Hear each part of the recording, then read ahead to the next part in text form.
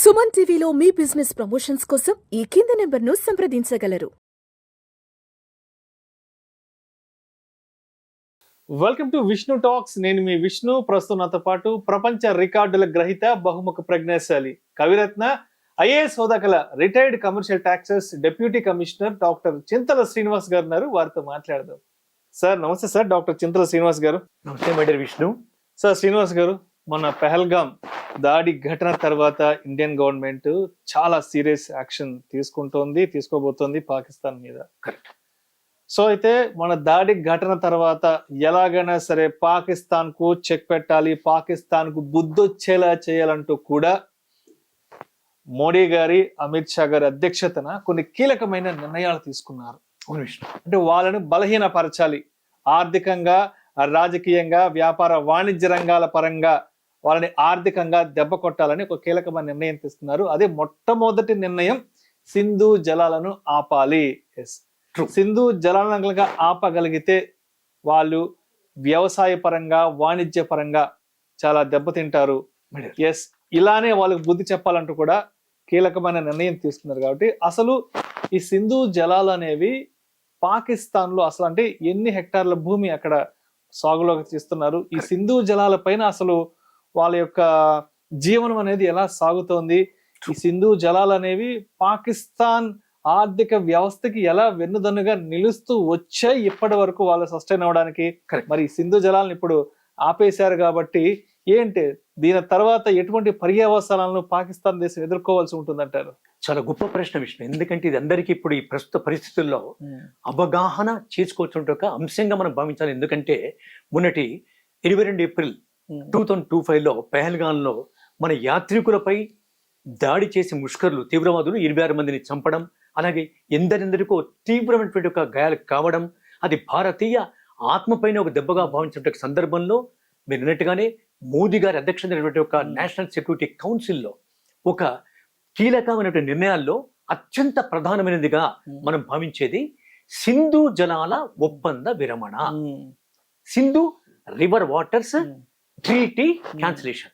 అసలు ఎప్పుడు చేస్తారు విష్ణు? అది పండిట్ నెహ్రూ, జవహర్లాల్ నెహ్రూ గారు భారత ప్రధానమంత్రిగా ఉన్నటువంటి సందర్భంలో, తర్వాత అయూబ్ ఖాన్ ప్రెసిడెంట్ ఆఫ్ పాకిస్తాన్ ఉన్నటువంటి సందర్భంలో 16 సెప్టెంబర్ 1960 నాడు, 1960 16 సెప్టెంబర్ నాడు ఈ సింధు జలాల ఒప్పందం జరిగింది విష్ణు.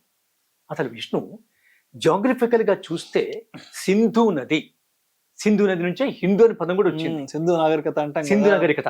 మీరు అన్నట్టుగా సింధు నాగరికత ఎన్ని పేర్లు వచ్చిందంటే సింధు పరివాహక ప్రాంతంలో ఎక్కడైనా ఎప్పుడైనా ప్రపంచ చరిత్రను మనము తరచి చూస్తే తెలిసే విషయం ఏమిటంటే నదీ పరివాహక ప్రాంతంలోనే నాగరికత పరిడవిల్లుతుంది, మొదలైంది.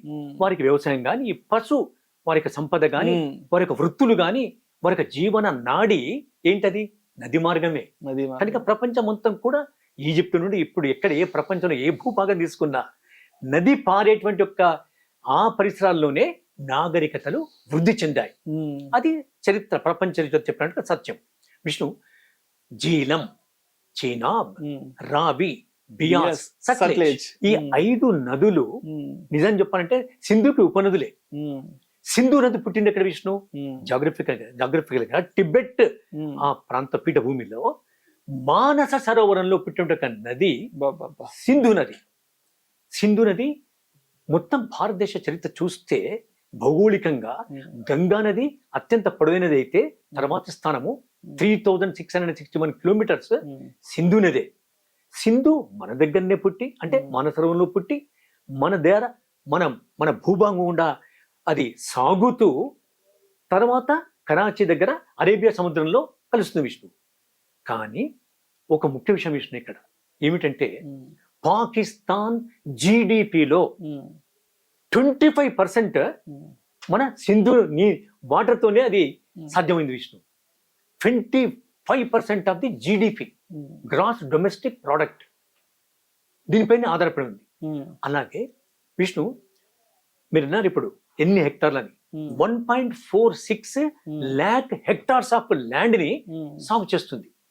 సింధు జలాలు ఏవైతే ఇక్కడ పాకిస్తాన్ లోకి ప్రవేశించిన తర్వాత ఆ జలాల నుండి 80% ఆ వాటర్ ని they are using for cultivation. Cultivation ఏంటి విష్ణు? వరి, చెరుకు, గోధుమ అండ్ పత్తి ప్రధాన పంటలు, కమర్షియల్ క్రాప్స్. వారు పండిస్తుంది 80% వాటర్ను. ఆ ఇరిగేషన్ లో 80% వాటర్ యొక్క కాంట్రిబ్యూషన్ సింధు నదే.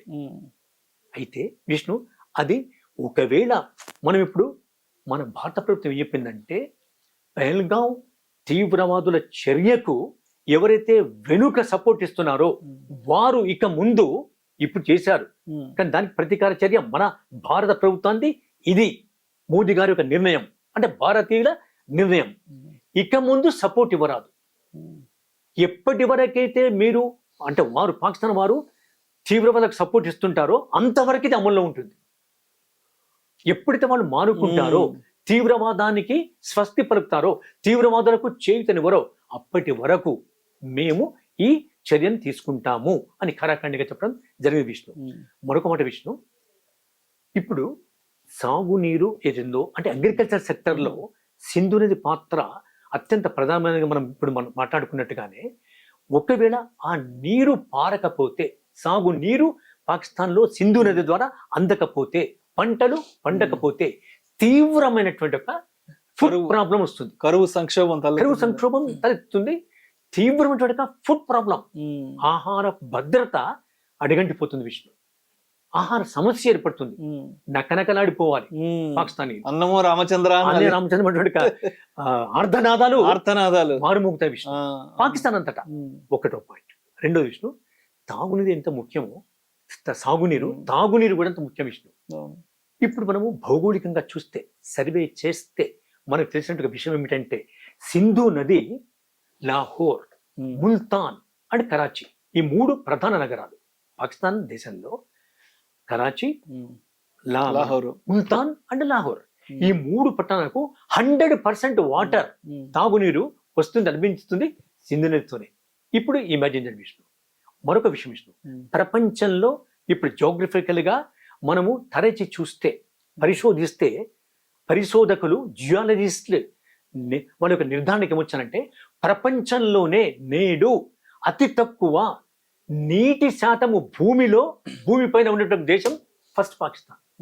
అతి తక్కువ నీరు పర్సెంటేజ్ ఉంది భూమిలో, పాకిస్తాన్ భూమిలో.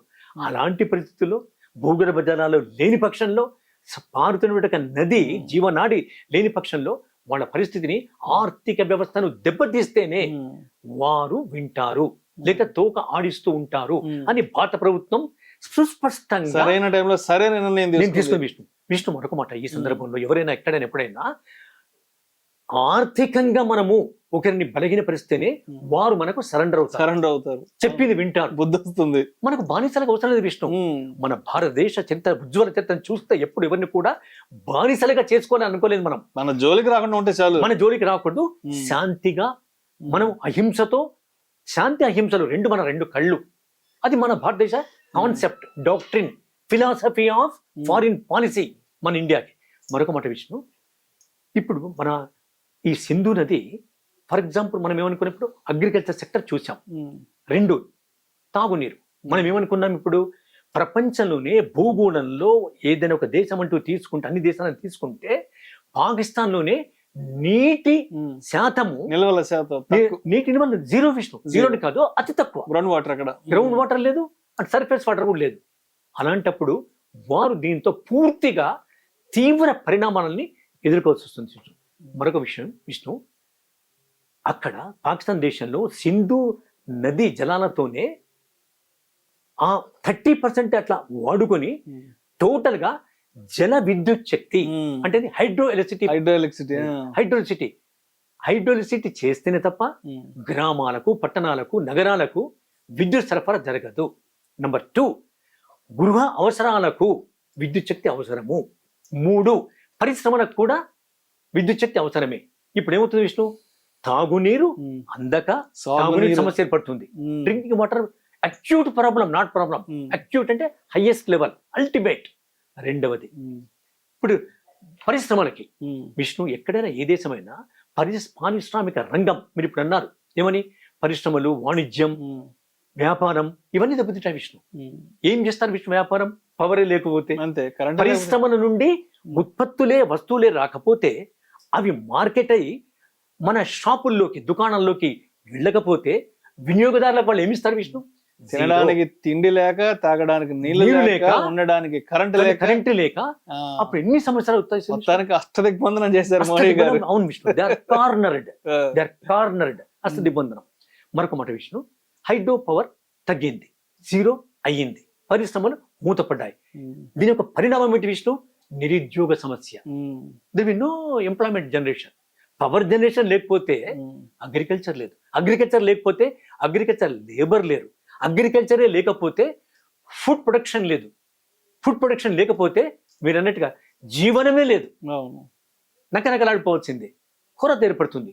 మరొక మాట విషయం, అప్పుడు నాడు 1960 16 సెప్టెంబర్ నాడు ప్రపంచ బ్యాంక్ కల్పించుకొని మధ్యవర్తిత్వం వహించి నీటిని ఇరు దేశాలు సరిగా వాడుకోమని చెప్పాయి.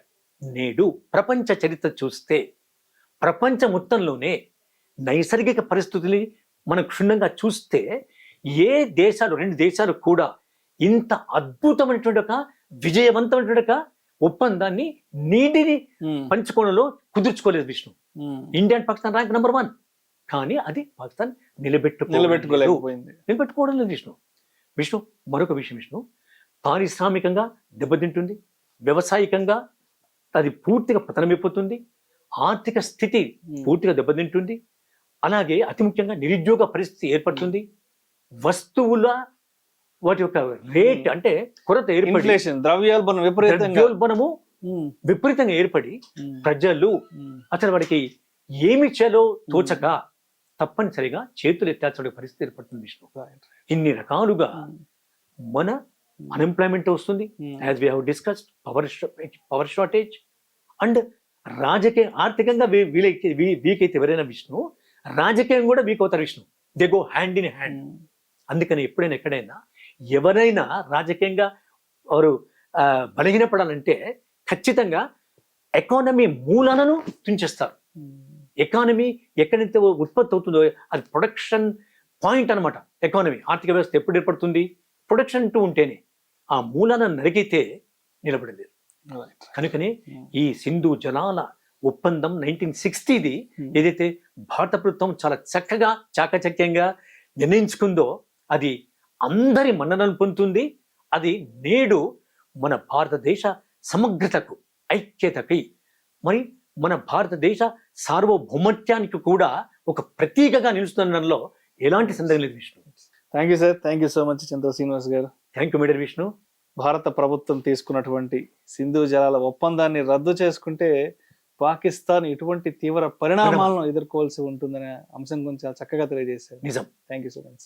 Thank you మేడర్.